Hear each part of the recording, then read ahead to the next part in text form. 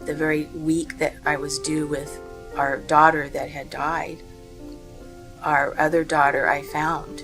The doctor was in there, the pediatrician and the nurse, and the words came out of her mouth, this baby's going out for adoption.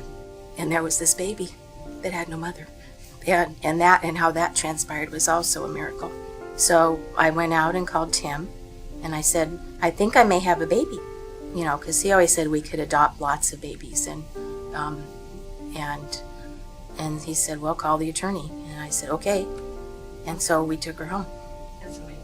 We always wanted her to have a sibling, and I was in my office at work, and someone came in and said, do you still want a baby?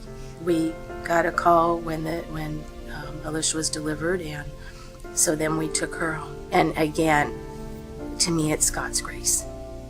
So fast forward then after all this time, and you're raising children, and you're working, and you're going on with your life, and then to find out there's, some bump now in the road, and all of a sudden something changed. And I had seen the doctor. I was actually in the emergency room, and out of that, I got the transplant talk. And the deepest part is not understanding, because my question at the time was, why was I saved, and why were these children given to us if I'm going to die now? Why that? My friend called up one day and said, I'm supposed to be your kidney donor. I said, and just out of the blue.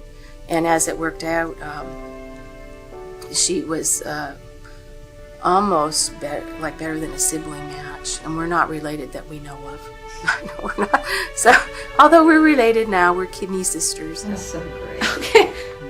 I've known people, and they've heard the story, and it's this the shock of how do you live through that? How do you do that? And how do you seem so at peace? I said, because I know I'm not in control.